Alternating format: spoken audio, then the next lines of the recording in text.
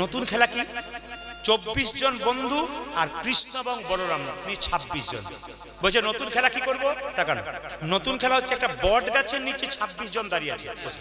একটা বট গাছের নিচে 26 জন দাঁড়িয়ে আছে। মা কৃষ্ণ বলল বট গাছ থেকে 26টা পাতা পারা হবে, পেরে নিয়ে 26টা পাতার মধ্যে একটা পাতাতে ছিদ্র করে দেওয়া হবে। এখন ছিদ্র করা পাতাটা 26টা পাতার সঙ্গে মিশিয়ে দেওয়া হবে। মেশানোর পরে যে ছিদ্র করা পাতাটা ভাগে পাবে, যার ভাগ্যে পড়বে, সেই কিন্তু চোর হবে। বুঝতে পেরেছেন মায়েরা? 26টা পাতা পারা হবে, একটা পাতা ছিদ্র করে দেওয়া হবে, সব পাতাগুলোকে মিশিয়ে দিয়ে চোখে সবাই একটা করে কাপড় বেঁধে দেওয়া হবে, একটা করে পাতা বেছে নেবে। এখন যার কপালে ছিদ্র করা পাতা পড়বে সে কিন্তু চোর হবে। দেখি তো আপনাদের বুদ্ধি কেমন, কে চোর হতে পারে? কার কপালে ছিদ্র করা পাতা পড়তে পারে জোরে বলুন তো? কার? কানাই। আমার না এলেও হতো, আপনারা এত জানেন জানলে আমি না এলেও আমার হতো। আচ্ছা আচ্ছা বেশ, হ্যাঁ দেখি তো কার হয়, একবার পরীক্ষা করে দেখুন। এই চোখগুলো, আরে শ্রীরাম তুই কি পেয়েছিস? আরে শ্রীরাম তুই কি পেয়েছিস? আরে তুই কি পেয়েছিস? আর তুই কি পেয়েছিস? ভালো। তুই কি পেয়েছিস? আমারটা দেখ, আমারটা তুই সিদ্ধ করা বল। আরে কানাই চোর চোর চোর চোর। এখন সবাই মিলে যখন বলছে কানাই চোর চোর চোর চোর, কৃষ্ণ চিৎকার বলছে আমি চোর? তোদের জন্য ব্রজগোপীদের বাড়ি থেকে নবনী চুরি করি, তোরা খাস, আমি চোর? যে চুরি করে সেও চোর, আর যে খায় সেও, জোরে বলুন, সেও চোর। বলছে ঠিক আছে এক কাজ কর, সুদামা তুই আমার কাঁধে প্রথম চাল। কৃষ্ণ মনে মনে ভাবছে সুদামা রে, এই জগতে ভক্ত আমায় চরণ ধরে বারবার কাঁদে। লীলাটির মধ্যে প্রেম আছে, কিন্তু যদি শুনতে পারেন আর ভেতরে ঢোকাতে পারেন জীবন ধন্য হবে আপনাদের। কৃষ্ণ কেঁদে কেঁদে বললে সুদামা রে, ভক্ত আমার চরণ পেলে বুকে ধরে বারবার কাঁদে, কিন্তু আমি তো ভগবান হয়ে কোনোদিন ভক্তের চরণটা ধরতে পাই না, ভক্তের চরণ কোনোদিন পক্ষে পাই না। ওরে সুদামা তুই যখন আমার কাঁধে চাপবি, তখন তোর চরণ দুটোই আমার বক্ষে থাকবে, আমি বুঝব ভক্তের চরণ ধরে কতখানি আনন্দ হয়। আমি আজকে দেখব কৃষ্ণের কাঁধে সুদামা চেপেছে, এক পা পিঠের দিকে এক পা বুকের দিকে। কৃষ্ণ বলে হ্যাঁ রে সুদামা, এক পা পিঠের দিকে দিলি কেন? দুটো পা আমার বুকের দিকে দি। যেই না দুটো পা বুকের দিকে দিয়েছে, সবাই তাকান, সঙ্গে সঙ্গে কৃষ্ণের চোখ থেকে দু ফোঁটা জল সুদামার পায়ে পড়েছে। সুদা বলছে হ্যাঁ রে কানাই, প্রতিদিন আমরা তোকে কাঁধে করি, তুই তো কাউকে কাঁধে করিস না। আজ আমাকে চাপিয়েছিস বলি তোর বড় কষ্ট হচ্ছে, তার চোখ থেকে জল পড়ছে। কানাই বলছে ওরে সুদামা, এই জগতে মানুষ দুভাবে কাঁদে, এক সুখের সময় কাঁদে, এক দুঃখের সময় কাঁদে। আমি আজকে আনন্দে কাঁদছি, ভক্তের চরণ আমি নিতাই গৌর, ভক্তের চরণে আমি। লীলাতে কত মজা পাবেন দেখবেন, যদি অনুভব করতে পারেন, ভেতরে ঢোকাতে পারেন, তাহলে লীলাতে কত আনন্দ আছে। ওরে সুদামা রে, তোর চরণ দুটো আমার বক্ষে দে। যে না বক্ষে দিয়েছে, সুদামাকে নিয়ে কৃষ্ণ ছুটে ছুটে চলে যাচ্ছে। তখন সুদামা বলছে এ কানাই, এ কানাই, কানাই কানাই, এ পড়ে যাবো পড়ে যাবো পড়ে যাবো। ওরে সুদামা রে, তুই যদি আমার ঠিক মতো জাপটে ধরে থাকতে পারিস, তোর পড়ার ভয় থাকবে না। এ জগতে ভগবান বলছে সংসারের কর্ম করতে করতে যে আমায় হা কৃষ্ণ প্রাণ গোবিন্দ বলে জড়িয়ে ধরতে পারে, তার কোনোদিন পড়ার ভয় থাকে না। সুদামাকে নিয়ে কৃষ্ণ ছুটছে, সুদামা রে লইয়া কৃষ্ণ ছুটিতে লাগিলা। সুদামা রে কৃষ্ণ ছুটিতে লাগিল, সুদামা রে লইয়া কৃষ্ণ ছুটিতে লাগিলা। সুদামা রে লইয়া কৃষ্ণ ছুটিতে লাগিল। ভক্ত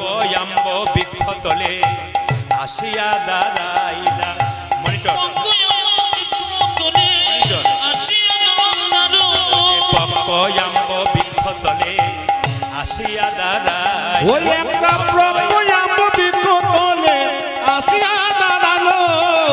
দাদা ভাই দাদা ভাই দাদা ভাই দাদা ভাই দাদা ভাই দাদা ভাই আজ দাঁড়া ভাই দাঁড়া ভাই। যে অমন করে ছুটিস না ভাই দাদা ভাই দাদা ভাই। ও তুই মনে করে ছুটিস না ভাই দাদা ভাই দাদা ভাই যে অমন করে ছুটিস না ভাই দাদা ভাই দাদা ভাই। ও তুই আমার করে ছুটিস না ভাই দাঁড়া ভাই দাঁড়া ভাই। পক্কয়াম্ব বৃক্ষতলে আসিয়া দাঁড়ালা।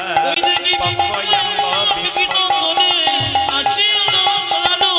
পক্কয়াম্ব বৃক্ষতলে আসিয়া দাঁড়াই। ওই একটা পক্কয়াম্ব বৃক্ষতলে আসিয়া দাঁড়ালো।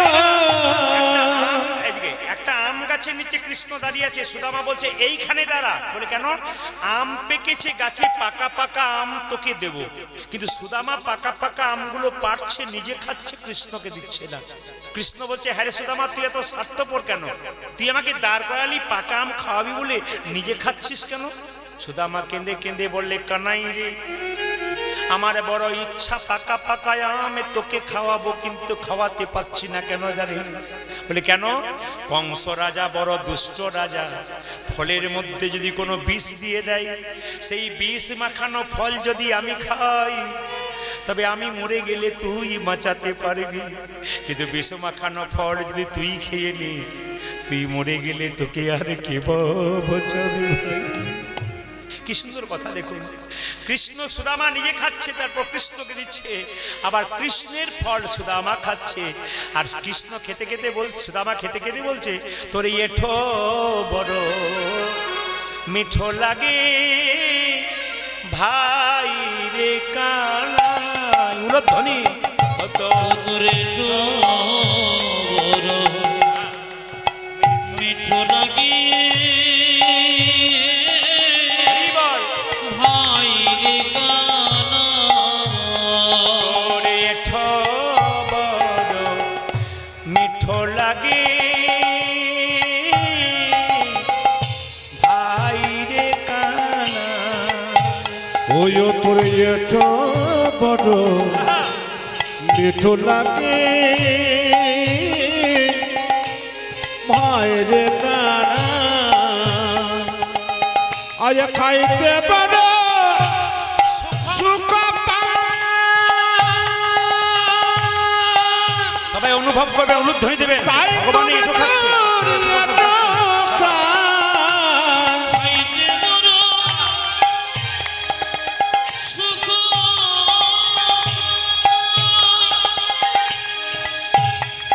আমি তাই তো লিখো। খাইতে পারো সুখ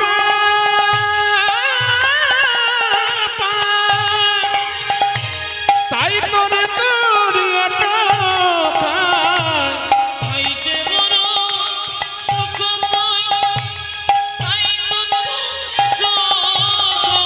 না জানি কি সুধা আছে না জানি কোন সুখ না জানি কি সুধা আছে নিরজনে কি সুখ ও তোর ধরে মেতে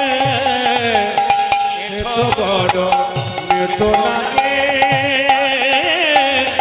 হায় রে কানা। তোরে বড় মিঠো লাগে ভাই রে কানা। ওই তোর এটো বড় মেটো লাগে হায় রে কানা।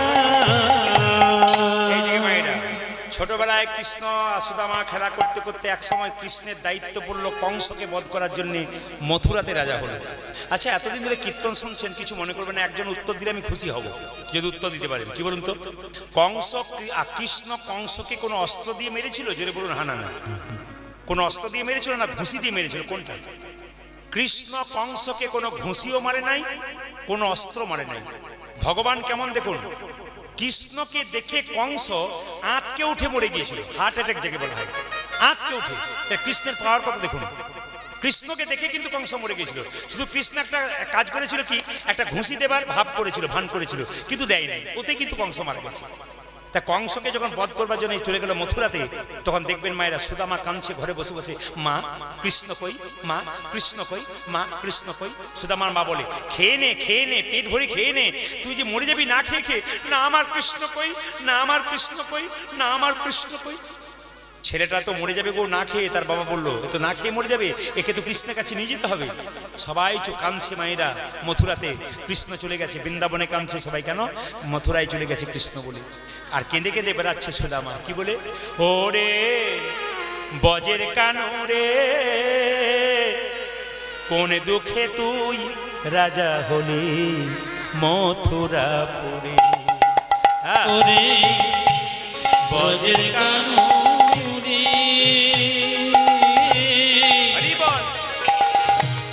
কোন দুঃখে তুই রাজা হলি মথুরাপুরে। ওরে বজের কানো রে,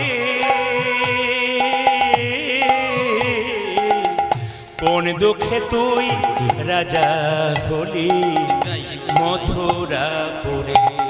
ইজোটে বজ্র কানরে,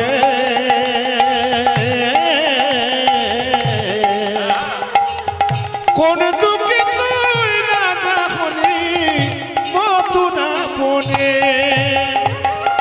আর কি ফিরে আসবি না ভাই বৃন্দাবন মাঝে।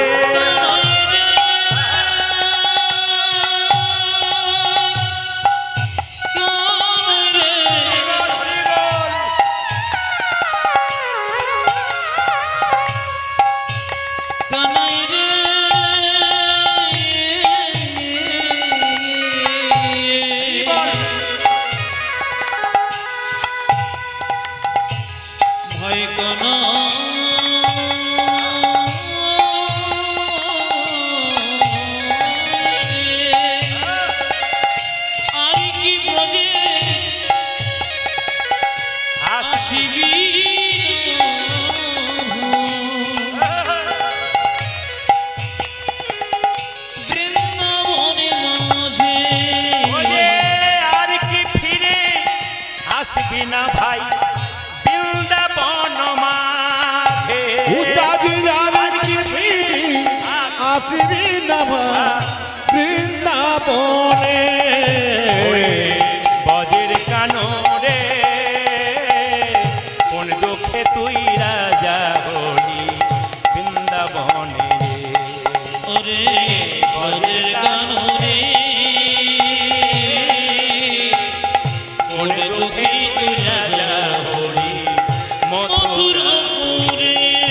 ওরে নন্দ পিতা জেলেছে চিতা প্রাণীকে জীবার তরে। নন্দ পিতা জেলেছে জেলেছে চিতা প্রাণীকে জীবার তরে। নন্দ পিতা জেলেছে চিতা প্রাণীকে জীবার তরে। নন্দ পিতা জেলেছে চিতা প্রাণতে জীবার তরে। ওরে বজের কানো রে, কোন দুঃখে তুই রাজা হলি মথুরাপুরে। ওরে বজের কানো রে, কোন দুঃখে তুই রাজা হলি মথুরাপুরে। উদয় কোন দুঃখে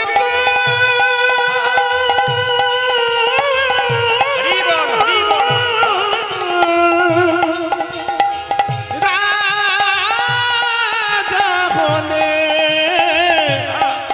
মথুরাপুরে। এদিকে তাকাবেন। এখন বাবা মটুক ব্রাহ্মণ দেখলো ছেলেকে যদি কৃষ্ণের কাছে না নিয়ে যায় তাহলে গন্ডগোল আছে। কৃষ্ণ যখন কংসকে ধ্বংস করলো, তারপর কি করলো, সন্দীপন মুনির আশ্রমে এলো গুরুগৃহে শিক্ষা লাভ করার জন্য। এদিকে এদিকে যারা এখানে কীর্তন শুনতে এসছেন যদি বেড়াতে যান তবে বলবো একবার মধ্যপ্রদেশের উজ্জয়িনী বলে একটা জায়গাতে যাবেন। ওইখানে কিন্তু সন্দীপন মুনির আশ্রম। ওই উজ্জয়িনীতে মহাকবি কালিদাসের সেবিত বিগ্রহ মা কালী আছে। ওখানে একটা বাবা শিবের মন্দির আছে, মহাকালীর মন্দির। ওখানে গেলে দেখতে পাবেন সকালবেলায় ওই ভোরবেলায় শ্মশানের চিতা থেকে ছাই নিয়ে মঙ্গল আরতি করা হয়। ওখানে মঙ্গল গ্রহের দেখবেন মন্দির আছে, যদি কাজে মাঙ্গলিক দোষ থাকে ওখানে গিয়ে সব মন্দিরে পুজো পাঠ দেয়। ওখানে কিন্তু সন্দীপনী মুনির আশ্রম। মায়েরা এখন বাবা দেখলো কি ছেলেকে যদি না ভর্তি করে দিই ওখানে তাহলে মুশকিল আছে, ওখানে কৃষ্ণ বলরাম আছে। তাই বলে চল বাবা তোকে আমি কৃষ্ণের কাছে নিয়ে যাব। তাই সন্দীপন মুনির আশ্রমে নিয়ে চললো কে? তার বাবা মোটক ব্রাহ্মণ। কাকে? সুদামাকে। যাচ্ছে কিভাবে? জয় গুরু উলুধ্বনি, জয় গুরু জয় গুরু গুরুদেবের জয়, আজ জয় গুরু জয় গুরু গুরুদেবের জয়, জয় গুরু জয় গুরু গুরুদেবের জয়, জয় গুরু জয় গুরু গুরুদেবের জয় জয়। গুরু পিতা গুরু মাতা গুরু দয়াময়, আজ গুরু পিতা গুরু মাতা গুরু সর্বময়, গুরু পিতা গুরু মাতা গুরু সর্বময়, গুরু পিতা গুরু মাতা গুরু সর্বময়। গুরু জয় গুরু জয় গুরু জয় গুরু জয় গুরু জয় গুরু জয় গুরু জয় গুরু জয় গুরু জয় গুরু জয় গুরু জয় গুরু জয়। সন্দীপন মুনি কি, সন্দীপন মুনি কি। আশ্রম যেমন আপনাদের নিতাই গৌর আশ্রম, সন্দীপন মুনির আশ্রমে বিদ্যা শিক্ষা করতে গেছে কৃষ্ণ বলরাম। ওরা ভেতরে ঢুকে আছে আর সুদামা দাঁড়িয়ে আছে বাইরে বাইরে। হঠাৎ জিজ্ঞেস করলো গুরুদেব কি? সন্দীপন মুনি এসে বললো বাবা তোর নাম কি? আমার নাম সুদামা, আমার বাবা মোটক ব্রাহ্মণ এনেছে, এখানে আমি তোমার কাছে বিদ্যা শিক্ষা করতে চাই। বলছে শোন আমি রাজপরিবারের গুরু, আমি তো গরিব ব্রাহ্মণের গুরু নই, তোকে এখানে রাখা হবে না। এখন ছেলেটা এত সুন্দর দেখতে সুদামা, সঙ্গে সঙ্গে ওই গুরুদেবের স্ত্রীর নাম ছিল সুমতি, সে ছুটে এলো। হ্যাঁ গো কাকে তুমি ঢুকতে দিচ্ছ না? ও মা এ কে এসেছে গো?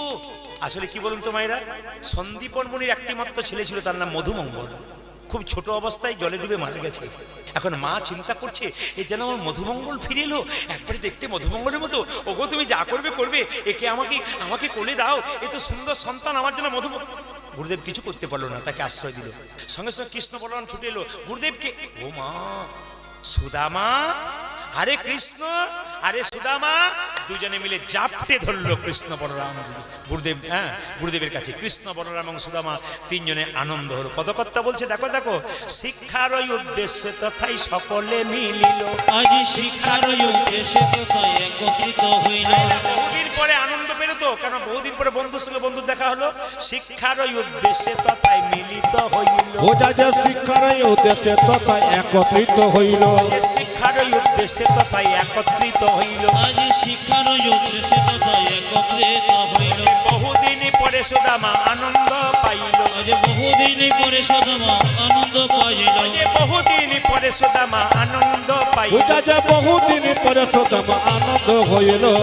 আনন্দ ধরে না, আজ আনন্দ ধরে না, আনন্দ ধরে না, আজ আনন্দ ধরে না, বহুদিন পরে সুদামার আনন্দ ধরে না, বহুদিন পরে সুদামা আনন্দ ধরে না, বহুদিন পরে সুদামা হরি হরি হরি বলে, বহুদিন পরে আজ সুদামা হরি হরি হরি বলে, বহুদিন পরে আজ সুদামা হরি হরি হরি বলে, বহুদিন পরে আজ সুদামা হরি হরি হরি বলে, বহুদিন পরে আজ সুদামা হরি হরি হরি বলে, আনন্দ আর ধরে না। বহুদিন পরে সুদামা আনন্দ পাইল। বহুদিন পরে সুদামা আনন্দ হইল।